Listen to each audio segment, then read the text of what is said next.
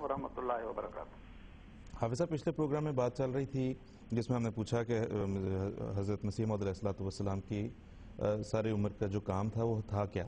مطلب اس کو اگر ہم سم اپ کریں تو وہ کیا ہے؟ تو وہ ظاہر ہے پچھلی دفعہ بھی بات ہوئی، آج بھی ہم دوبارہ یہی کہیں گے کہ یہ کوئی ایسی بات تو ہے نہیں کہ جسے ایک مختصر سے نشست میں کیا جا سکے۔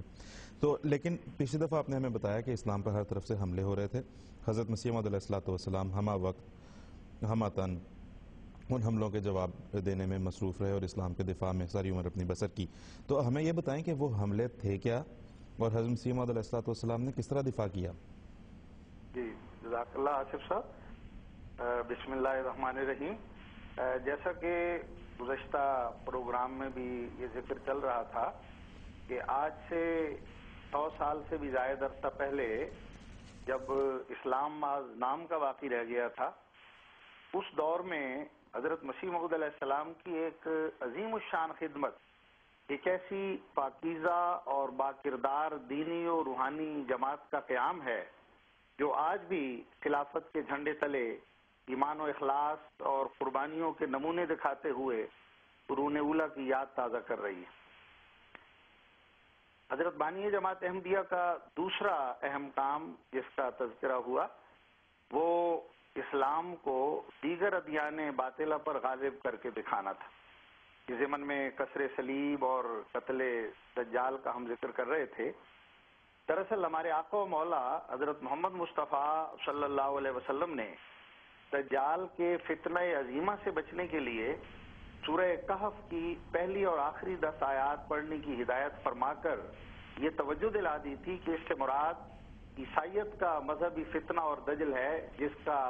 سورہ کہف میں ذکر ہے، اور سورہ مریم کی آیت 91 میں مزید اس مضمون کو کھول دیا کہ تکاد السماوات یتفطرن منہ، کہ وہ فتنہ دجل دراصل ایک انسان کے بیٹے کو خدا اور اس کا بیٹا قرار دینا ہے،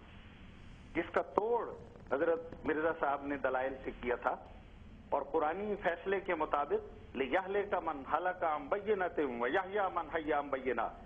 کہ زندہ وہی ہے جو دلیل کے ساتھ زندہ ہے اور مر گیا وہ جو دلیل سے مر گیا۔ تو 19ویں صدی کے آخر میں وہ حملے جن کے بارے میں آپ نے پوچھا اسلام پر جو ہو رہے تھے، ہندوستان میں انگریزی حکومت نے اپنی سلطنت کے استحکام کے لیے عیسائیت کو پھیلانا ضروری سمجھا تھا، اور سرکاری خرچ پر گرجے تعمیر کیے، مضبوط تبلیغی مشن قائم کیے، کروڑوں کی تعداد میں اسلام کے خلاف پمفلٹ اور اشتہارات تقسیم کیے، اسپتال اور سکول قائم کر کے اپنی تبلیغ کی ایک طرف تو دوسری طرف ملازمتوں کے لالچ دے کر لوگوں کو عیسائی بنایا، اور ہندوستان کی آبادی میں اس زمانے میں جو اضافہ ہو رہا تھا اس کی رفتار سے کہیں بڑھ کر عیسائیت ہندوستان میں ترقی کرنے لگی، اور عیسائیوں کی تعداد جو 1851 میں 1 لاکھ بھی نہیں تھی، 1888 میں 10 لاکھ سے تجاوز کر گئی، اور ہندوستان میں ربنا المسیح کی آواز گونجنے لگی۔ سادہ لو مسلمانوں کو مرتد بنانے کے لیے ان عیسائیوں کا، پادریوں کا، مشنریوں کا اسپتالوں اور سکولوں میں یہ ضربہ ہوتا تھا کہ خداوند یسوع مسیح زندہ آسمان پر موجود ہیں جیسا کہ تمہارا عقیدہ ہے، اور وہ دنیا میں نجات کے لیے جلالی شان کے ساتھ ظاہر ہوں گے جیسا کہ مسلمانوں تو مانتے ہو، اور تمام نبی بشمول حضرت محمد مصطفیٰ خاتم الانبیاء صلی اللہ علیہ وسلم وفات پا گئے ہیں اور زیر زمین دفن ہیں، اور یہ بھی تمہارا عقیدہ ہے۔ حضرت بانی جماعت احمدیہ نے اس وقت اس دور میں عیسائیوں کے خدا حضرت عیسیٰ علیہ السلام کی طبی موت کا حربہ ہاتھ میں لیا اور یہ اعلان فرمایا کہ عیسائیوں کے مذہب کا یہی ایک ستون ہے، اسے پاش پاش کر دو، پھر دیکھو کہ عیسائیت کہاں ہے، اور مسلمانوں سے فرمایا کہ خدا را عیسیٰ کو مرنے دو کہ اس میں اسلام کی زندگی، اور پھر اس نسخے پر جب آپ نے عمل کیا تو پھر واقعی ایسا ہوا۔ میں یہاں بطور نمونہ اس شاندار اور فیصلہ کن مباحثے کا تذکرہ کرنا ضروری سمجھتا ہوں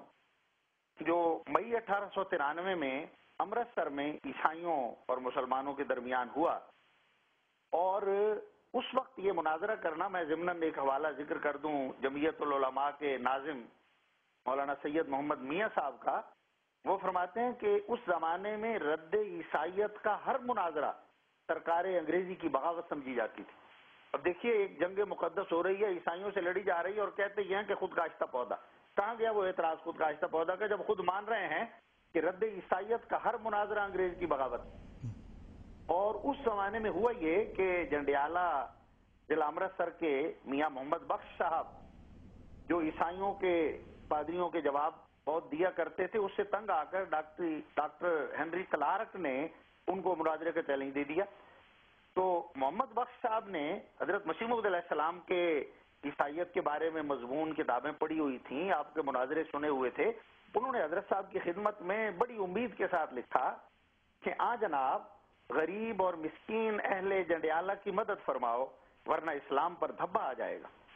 اس وقت جو دیگر علماء تھے جب ان سے رابطے ہوئے تو انہوں نے کہا جناب ہمیں پہلے تو ہمارے لیے اخراجات کا انتظام کرو،